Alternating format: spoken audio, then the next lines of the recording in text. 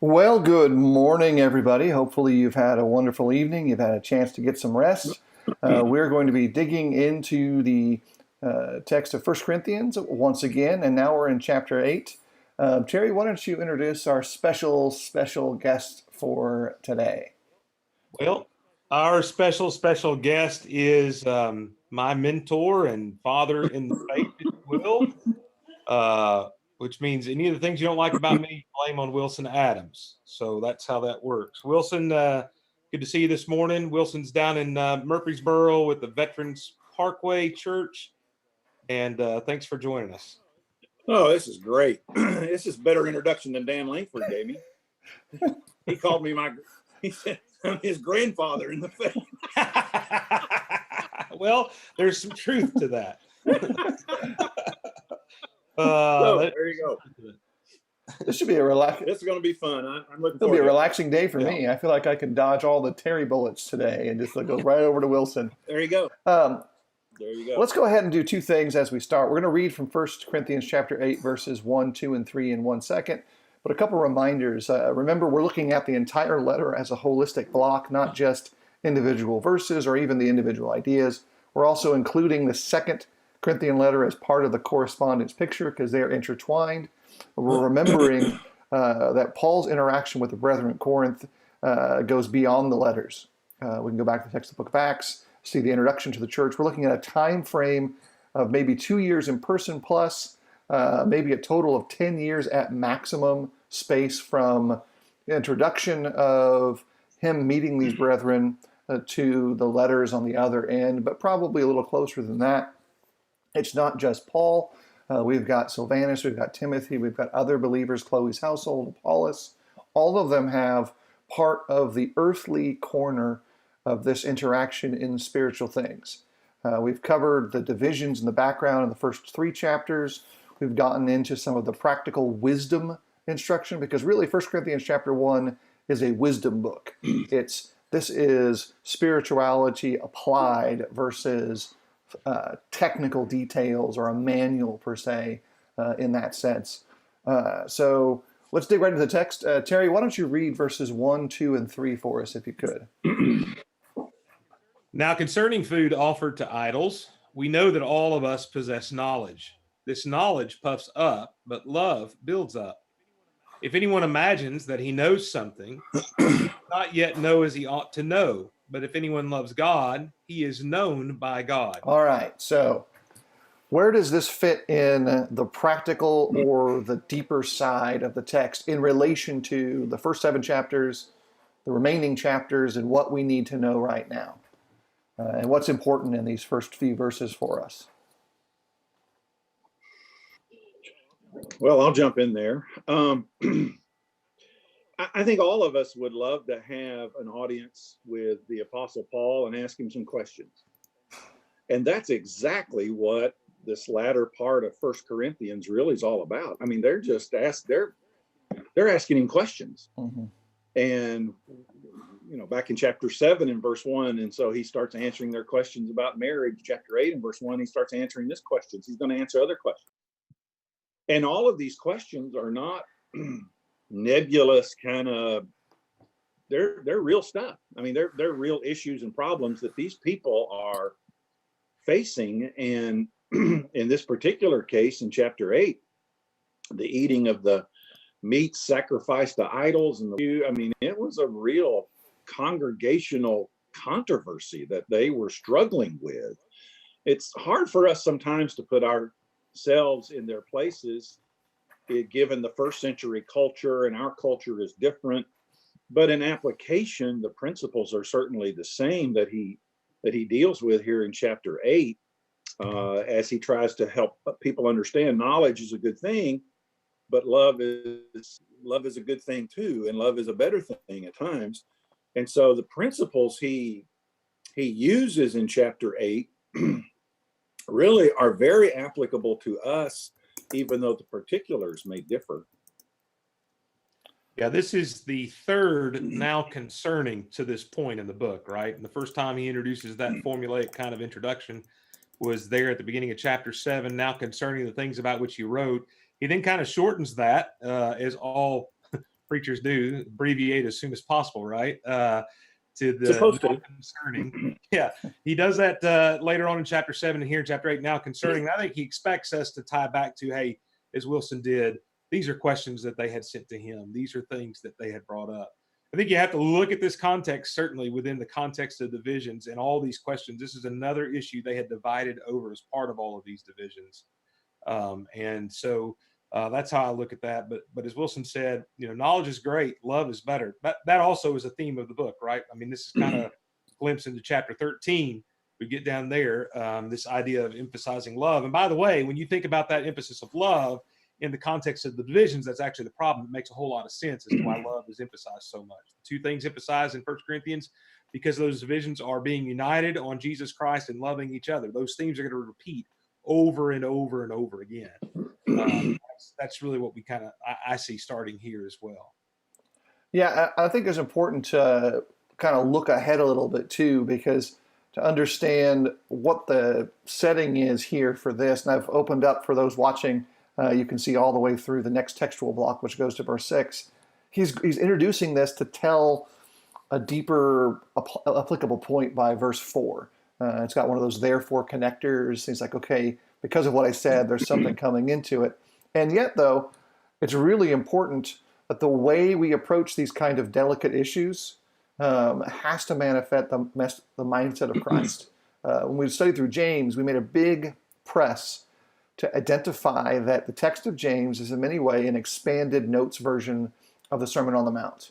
James takes that methodology and those ideas and really opens it up. Right here, Paul is demonstrating the way in which he now in Christ handles these issues, in some ways in difference to how he used to. His old manner of behavior was my way or the highway, period. From this point forward in the text, he's talking about people who need to learn how to exist in harmony spiritually, though they might be in disharmony in personal liberty or personal opinion. And I'm using that personal opinion label to kind of differentiate from how we talked about chapter 7 yesterday. Yeah, absolutely. Go ahead. Nope, I'm good. No, I mean, one of the things that always comes at me in Corinthians is the mindset of some of these folks was just, what's in it for me? Yeah. I mean, their whole approach to Christianity was what's in it for me? And you see that not only here, you see that over later in the miraculous gifts area. And you see that really in throughout the book as they really struggle to understand that the church isn't about me. The church isn't about you serving me, you bowing to my opinion, whatever it is. The church is about me serving you, and ultimately all of us serving Christ and understanding that we're involved in something very special. And it's a lot bigger than I am, than you are. That God has called us to put each other first, to be devoted to one another in brotherly love, to be servants of one another. And that gets really to the heart of what he's trying to help them understand here in chapter 8. Yeah, and I want to. Walls brings up, Michael Walls, our good buddy there. Phil says, "Love without knowledge is bad," though, and I agree with that.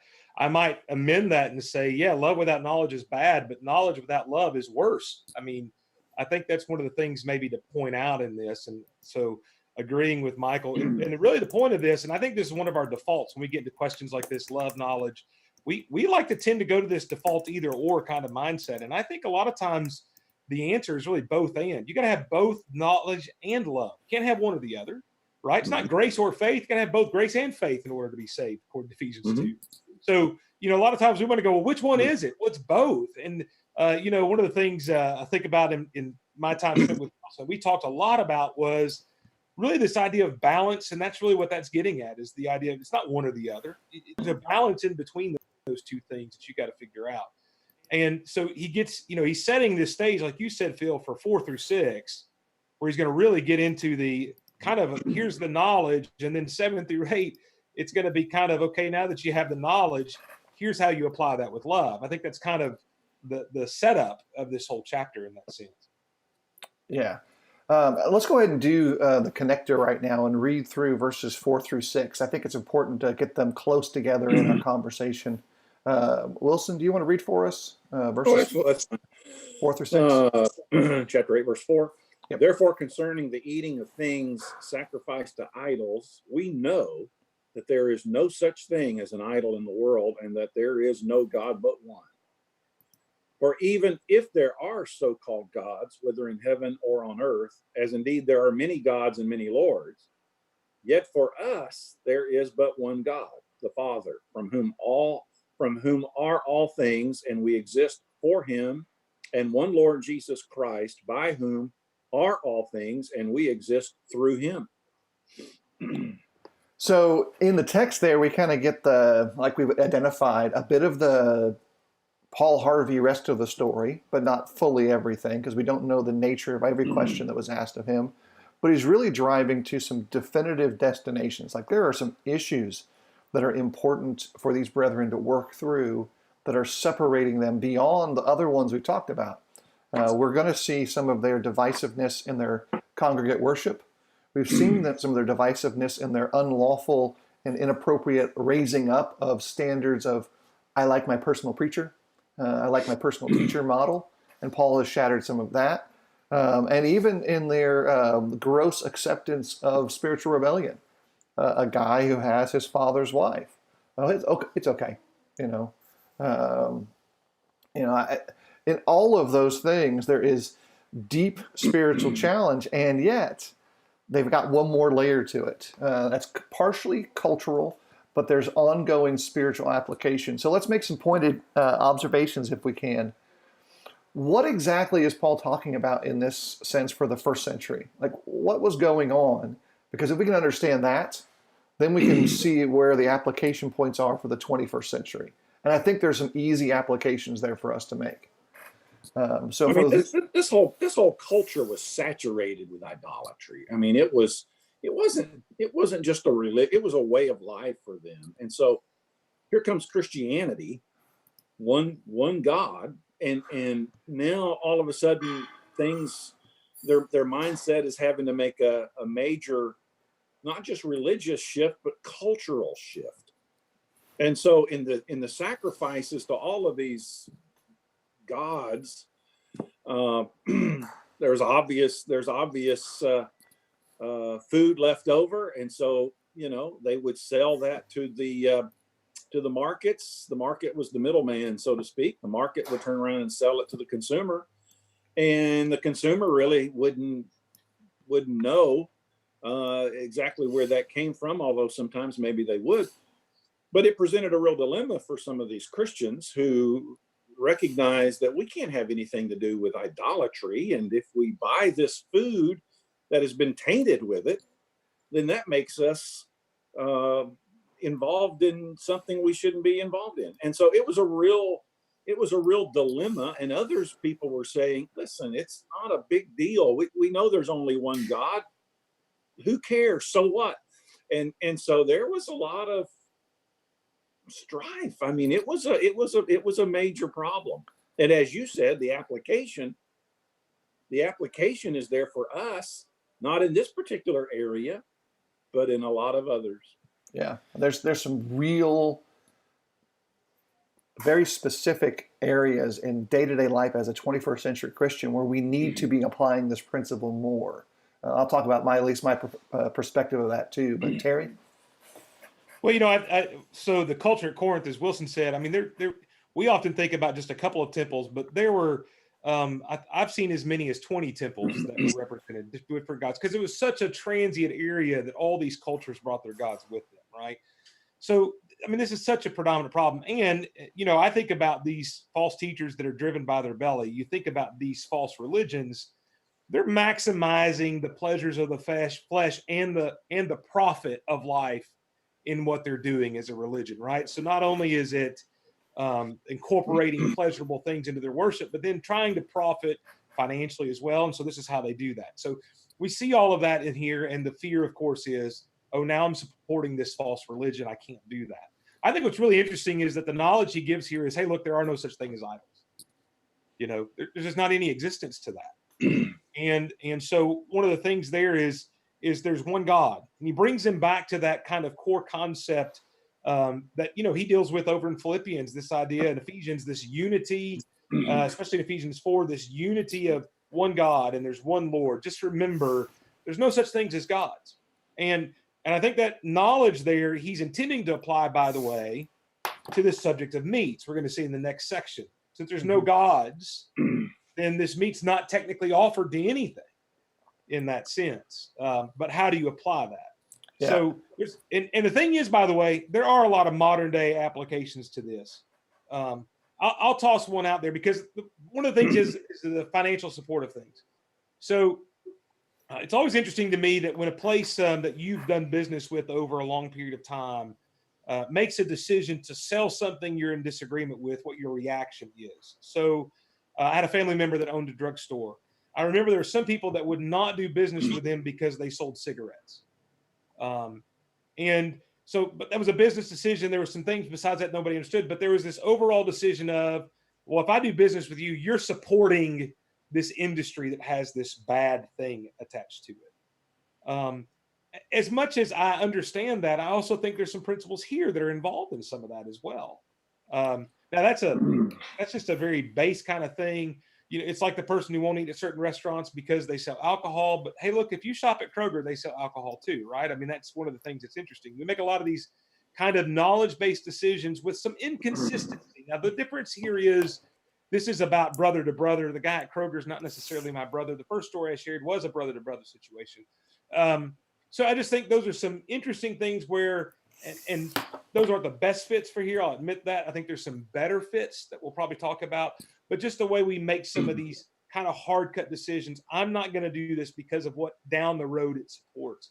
I think it's interesting to kind of see these chained together ideas from that standpoint. Sure. Let me kind of give two illustrations that kind of connect both of your comments to what I'm seeing in the text. We've talked about how saturated first century Corinth, first century world is with idolatry. If you want a great picture of that kind of idolatry, go to Times Square in New York City. Yeah. Americans, which we all are, have made money our God and made commerce our God. And you can see the idol to it there. It doesn't mean that being blessed by God's wealth is sinful in and of itself, but as a culture, you'd have to really work hard to convince me that the American culture has not made economic gain our God. Individuals are a different thing. So now you kind of have at least one way to think about what idolatry would look like in Corinth. And in place of all those businesses, place any god of your choice. They're all there displayed. They are the whole blanket of opportunities. And now what do you do when you want to go to buy something, just like Terry was pointing out? Because the reality is, no matter, and I'll say this as a general truth, not a specific truth. If you buy from a corporation of something, that product is produced through an arrangement that will include everybody else at some point or another, somehow in some way. Either production chains, either creation overseas, laborers, whatever. There is a high level of interconnectedness. You cannot escape it unless you grew it on the ground yourself from the seeds that you found blowing in the wind and you ate it. That's about as close as you're going to get to an isolationist in the sense of those things. And so then what do we do with that kind of saturation spiritually into a person's life? Because Paul is leaving the physical and moving into the spiritual realm in a couple of these things. At least that's the way I would illustrate it to kind of get that level of. Let me ask you guys something. I mean, sure. I think that, and Terry brought this up, the word consistency. I don't know that anybody is always consistent. And it's funny to me when you talk to people who get hung up on one particular thing sometimes that involves personal liberty. And, they want to try to be consistent. And yet in conversation with them, as you start going down the road, they're not consistent either. And so I think it's something all of us struggle with. And Philip, what you said was, for example, you can go to the grocery store and the Philip Morris company, the big boy Philip Morris owns huge amounts of food companies. They've diversified. They own a lot of the products that we buy in the grocery store and consume as food. Philip Morris owns those, a lot of those companies. So I don't know that anybody can consistently be consistent with all of this. I remember years ago as a kid, hearing people say, Christians, I mean, really, you should never eat at a restaurant that serves alcoholic beverages. We're Christians. We have to distance ourselves from that. But as time went on, that all began to change, because you're pretty much regulated to fast food now. But the same person that made that argument would go to a gas station and buy fuel at places that would sell it. So I'm not sure we can always be consistent in everything, but I think our conscience has to come into the consistency place at some point. I have to do everything I can to have a good conscience. Can I always be consistent? No, I can't. But I don't want to violate my conscience. And that gets also to the heart of what he's talking to in 1 Corinthians 8. Yeah, and there's a conscience issue, but there's also a binding issue. And I think one of the things about this is, the conscience issue is one thing. And I respect anybody who makes those decisions based on their conscience. And there is a realization you can't be consistent. But then to bind that on other people, which is the step beyond that, which I think we're going to get to in the next section, kind of, and how that kind of looks like more accurately, and to judge anybody who doesn't agree with your conscience, that's where we start having an issue. On the consistency, I think it's important to point out it's literally impossible to be consistent. And I'll use this example. We are all Chick-fil-A fans. We are Chick-fil-A fans because I know Wilson's had more than one kid that's worked at Chick-fil-A. We love the fact they're closed on Sunday. We love a lot of things. Until recently, we love their stance on certain moral issues. But let's take the homosexual issue for just a minute about Chick-fil-A, until their recent thing that a lot of people got upset about. Prior to that, you would have shopped at Chick-fil-A because you agreed with their stance on homosexuality. But the problem you got to understand is the suppliers for Chick-fil-A don't agree with their stance on the homosexuality. And I'm not saying that means that you don't eat at Chick-fil-A. I'm just saying it's impossible to be consistent. Because at Chick-fil-A, you use Heinz ketchup. And Heinz ketchup has been more on the forefront of that kind of push than Chick-fil-A, for sure. So at the end of the day, what you got to understand is you can take those moral stances. And I want to support Chick-fil-A. I want to support Hobby Lobby. I want to support those businesses that try to take the more moral stance. I go out of my way to support them. But I also understand that the places that supply the companies I want to support for their moral stance don't have that same moral stance, so I'm still supporting that in the long run. They bought their meat at the market. Yeah, and so it's this idea here, and so one of the things you understand is the reason why Chick-fil-A for a lot of people has never bothered them until recently is because they've never attached the knowledge of the Heinz company and the support you give Heinz through Chick-fil-A to what they're doing. And that really gets at what we're talking about today, is this kind of knowledge. And again, I think conscience is a great thing. I agree with you, Wilson. And I go out of my way to support those companies. I also understand I just can't be consistent in all those things. I think that's the knowledge we all have to have as well. Two quick things. We've got a couple comments I want to bring in from the chat, so that'll make it 3. Number 1, I eat at Chick-fil-A because it's tasty chicken with excellent service.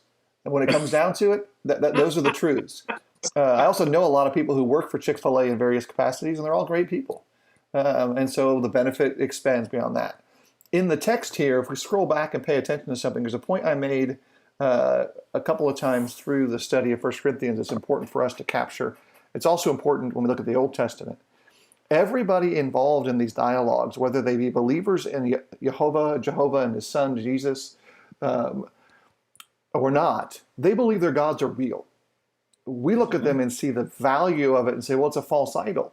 It is. But to them, these gods are real. And if you come out of a culture where all gods are real, they're interacting with you, they are genuine, you're struck by this at a deeper level than you or I might be when we go, that's not real.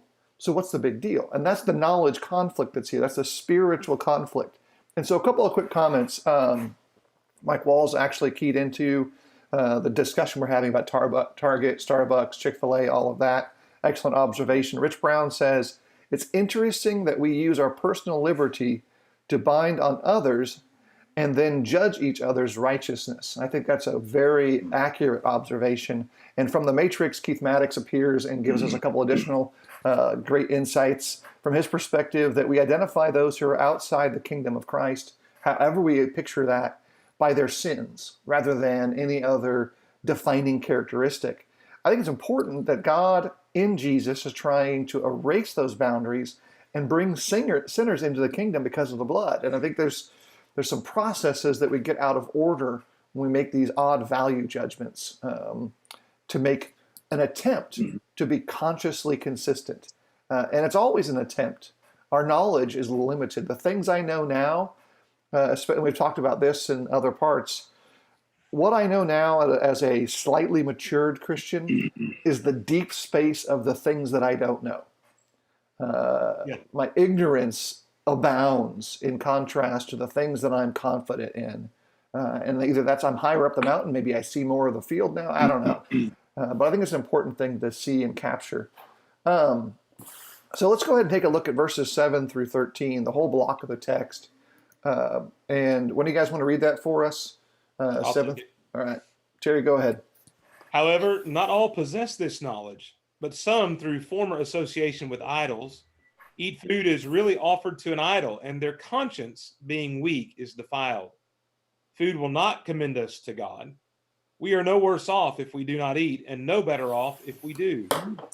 But take care that this right of yours does not somehow become a stumbling block to the. For if anyone sees you who have knowledge eating in an idol's temple, will he not be encouraged, if his conscience is weak, to eat food offered to idols? And so by your knowledge, this weak person is destroyed, the brother for whom Christ died. Thus, sinning against your brothers and wounding their conscience when it is weak, you sin against Christ. Therefore, if food makes my brother stumble, I will never eat meat, lest I make my brother stumble.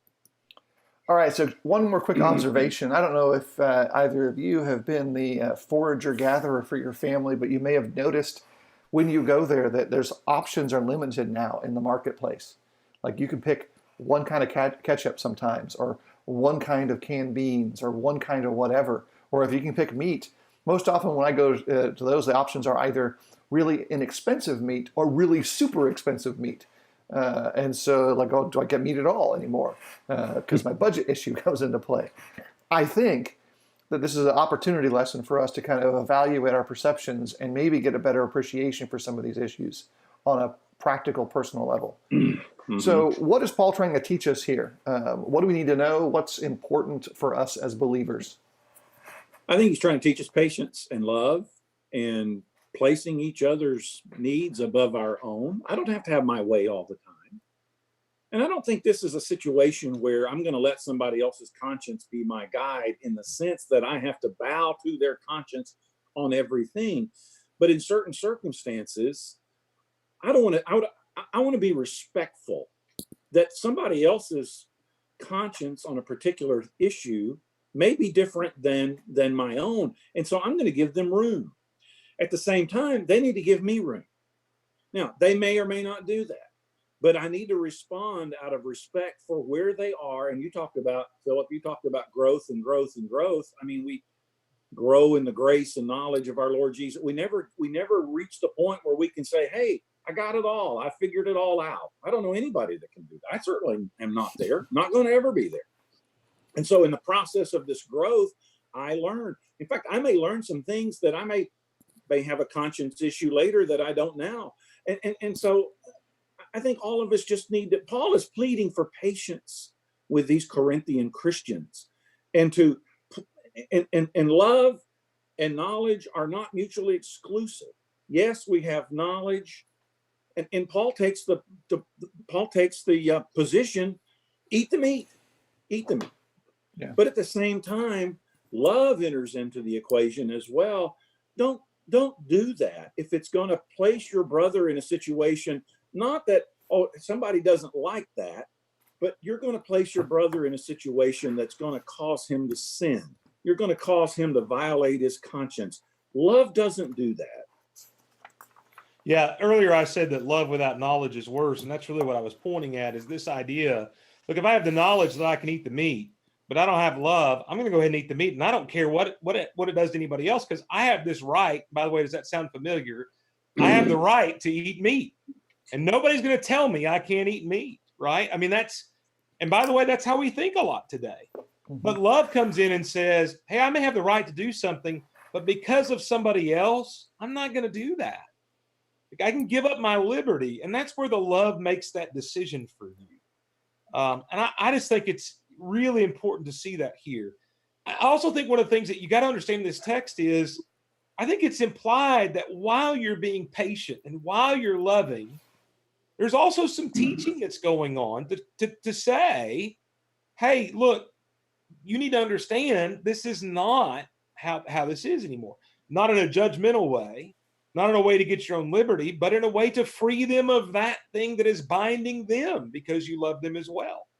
I do think it's interesting how texts like this are always used to force my opinion on somebody, not opinion, my view, because I think opinion is not the right word, my understanding of this issue on somebody else. But it is usually the person who's forcing that, who thinks they're the strong one, but they're forcing the weak one in this case to comply to them. In this text, the strong understanding complies to the weak. And I think that's a thing that we miss out on this, is that the stronger person yields. He does not bind. And I just think that is important to point out. And that is done because of the love involved between these two people. And that's not typically how we apply this passage today. Yeah, I'll look at it this way, and I'll bring up a little quick anecdote. A couple of years ago, maybe 4 or 5 years ago, a number of Christians I was with were together. We were going to go get pizza somewhere, get on the old Yelp and figure out that the best pizza is at this place. And we get there, and it's basically a bar with a small dining room. And my conscience immediately is crumbling because I come from a family background with a lot of alcoholism. My grandparents owned bars, et cetera, et cetera. And I'm like, I can't, this is tough for me. And it's still tough for me to be around drinking in that sense. And immediately all of them like, cool. I was probably the weak conscience in that context. And now I intentionally try to manage that fear response that I have and realize I'm getting pizza. I'm not buying a beer. And maybe I'll be able to influence someone for the gospel. And I try to balance those things better. And yet, to this day, none of those believers who are strong Christians themselves have ever said anything about that negatively to me. It was like, cool, let's find somewhere else. No issue. I think it's a great illustration of the attitude we need to have, both on the how do I process my own understanding, but also how do we work together well in balancing knowledge, faith, and love. We've got some comments. I'm going to read through those, but you guys have extra insight that you want to bring up too. The chat feed started rolling quicker than my eyes could keep up with. Yeah, I really want to get to Keith's comment. I think it would be a really good, and those who don't know, Keith's a close friend of mine from back in Memphis. He's pursuing his master's degree right now at Freed Hardeman, and really smart young man. He says, and that'll be seen in this comment, such a poignant passage in the context of the history of Churches of Christ in Edwin Harold's book, Churches of Christ in the 20th Century, which, by the way, is a good read. I think all three of us probably seen that. He talks about a shift in our perspective on this. It used to be that Christians with different views on marriage, divorce, remarriage, kitchens, etc., would worship together because they didn't judge someone else's devotion to God based on their views. Unfortunately, this has changed recently on both the strong and weak sides. Yeah. I want to comment to that because where I'm at has a very special kind of makeup. I've talked about that on our program before, where we have a variety of views. In fact, we're known for having a variety of views. And one of the things that I think is really interesting to that is it works at the Chelsea Church of Christ where I'm at because there are a lot of people who think they have liberties to do more than I think we have, and they are willing to yield to me so that we can worship together. They're willing to submit to what I think we can do. And what brings us together is we've just got this resolve to only work on and doing the things that we can all agree upon for the sake of unity and for the sake of the church here. And one of the things that's led to is in Alabama, we're in a moderately good-sized town, and there is one, quote, Church of Christ in the whole town because we are agreed to just yield to each other and do the things we can agree upon. I tell you what's interesting about that to me is the reaction by some other people that we don't divide on all of these things, who seems would be preferred, quite honestly, that we had 4 churches that divided on all of these things, because that is our kind of more modern historical approach to those kinds of issues. And I think it's just interesting to kind of see that. I think that's a great comment by Maddox from the Matrix, as Phil likes to call it. Wilson, you got some extra deep Well, pastoral there's some insight for us? issues. Yeah, there are some issues that that affect everyone, and you have to make some decisions as to what you can participate in or not participate in. I mean, for example, worshiping with an instrument of music. I mean, okay, it's there, and what am I supposed to do with it? Well, I have a conscience problem with that. So I think that's outside the boundaries of scriptural teaching, which goes back to the what Terry said. Paul is imparting the truth in some of these areas, or in these areas, but there's some issues that involve everyone and everyone's participation, as far as the whole entire local church is concerned. And so I have to make some decisions in regard to those areas. Now, at the same time, I think we need to be patient with one another. We have some people who worship with us who don't see anything particularly wrong with using an instrument of music, but they're okay with the fact that we don't use it. So as time goes on, I want to do what Paul does. I want to gradually, kindly, patiently teach those people. I'm not going to try to cram something down their throat before they're ready, but I want to try to be patient to teach them over time so that they can come to an understanding of what the scriptures really teach. But a lot of that goes back to my attitude. And that's what much of this in 1 Corinthians 8 is all about. It's about attitude, more than anything else. I can be right, and I can be wrong because of the attitude I manifest. Mm-hmm. Well, in that example, Wilson, why that also works is they're not trying to force their view on you. They're willing to yield and say, okay, I don't have to have the instrument. And I think that's one of the things I know of places that have divided simply because of the view someone has that they're not even practicing. Right. And in that case, I don't think that's the idea here. I think that, and I be quite honest, I think what we see is that in those cases, yeah, we need to be patient with each other to continue to study. And as long as, and that's one of the reasons I said here, there's a lot of people that believe we can have a kitchen, but they're fine not having one. They've yielded to my objection to that. I'll say that personally. And in that case, it preserves the unity of the church here. And I got to tell you what that does, by the way, is it makes all of us better off. And it certainly makes the kingdom better off because, at least in our community, it makes us stronger than having 2 places that are claiming to believe the same thing with a few different views along the way. Yeah. So again, and I think that's really powerful to this understanding of yielding to someone else is giving up your liberty for the sake of the unity. Now, on a scale, I think this is important to understand. That typically only works when people on the left yield to their right. I think that's the way to have to understand that. And what that means is that we typically give up and sacrifice what we think we can do for the sake of the unity. We don't pull somebody further away from where they're comfortable. And that's why it's a yielding to somebody who on that spectrum of liberal to conservative is to the right of you, not to the left of you. Yeah, I'll add this. I think it's important to start asking a broader question that meets the context of the 1 Corinthian letter. How can we honor the Father and the Son?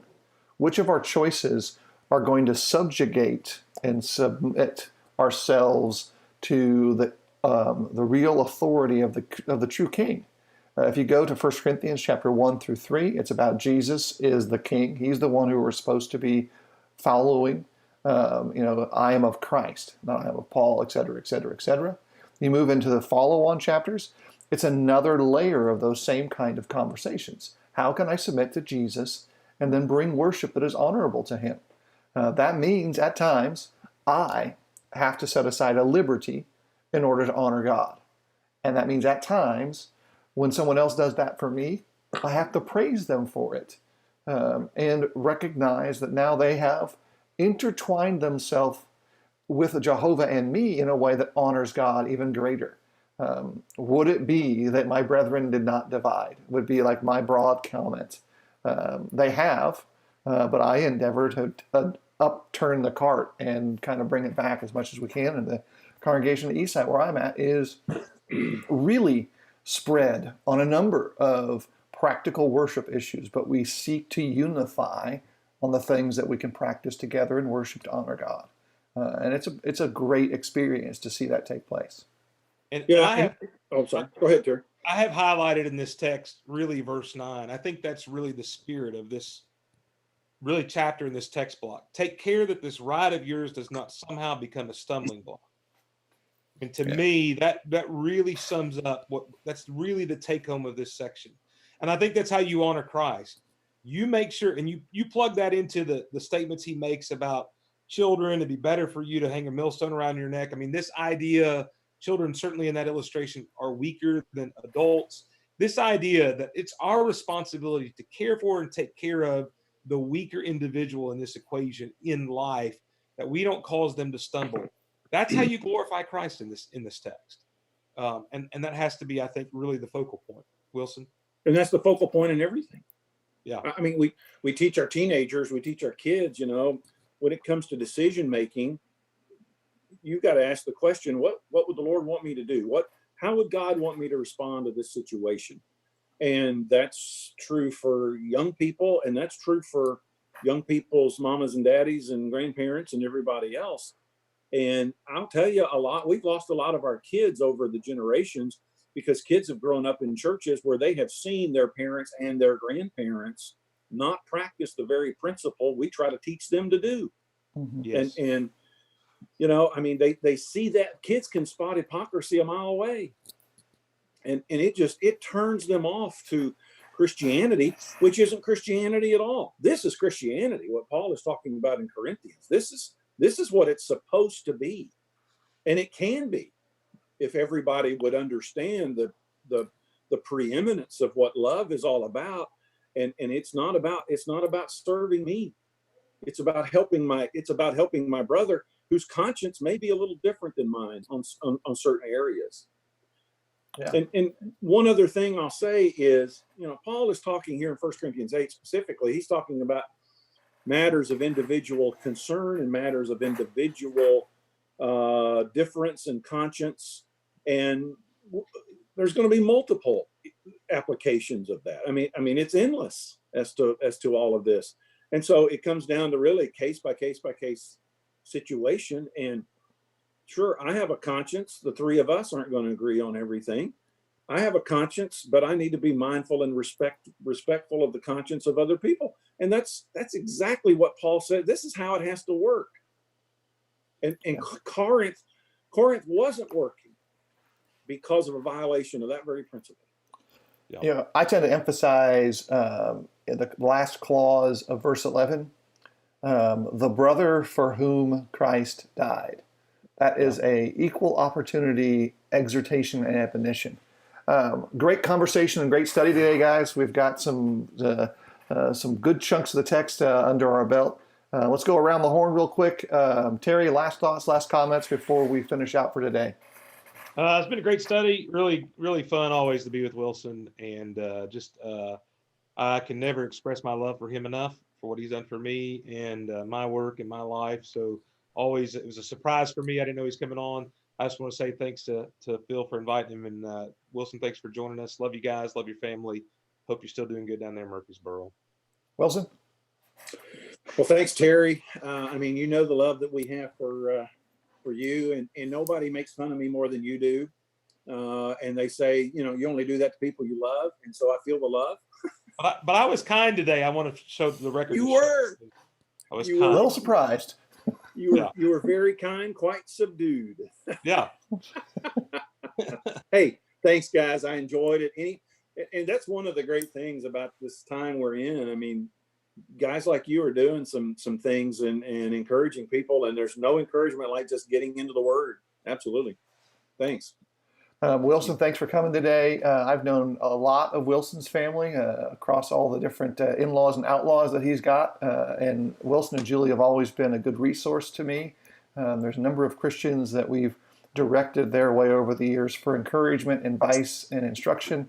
I know a number of the families he worships with now as well, and they hold you and Julie in high regard, and as do I. So thanks for being here today. Thanks everyone for listening and being part of the study. Your comments are always appreciated. A couple things: if you've got questions about the scriptures, questions about God, questions about this text, please let us know. You can message the Do the Work page. You can message each of us individually. And as we said a number of times, we want to encourage you to understand at least this: God's greatest blessing to us is His Son. It is part of His grand plan to reconcile us once again into the final plan He has for all of us. And if we can encourage you in some way to make that journey complete, where your transformation is found in Jesus, then let us know. But it's because in all things, God really does want us to be close to Him, and He has blessed us. And so God bless you.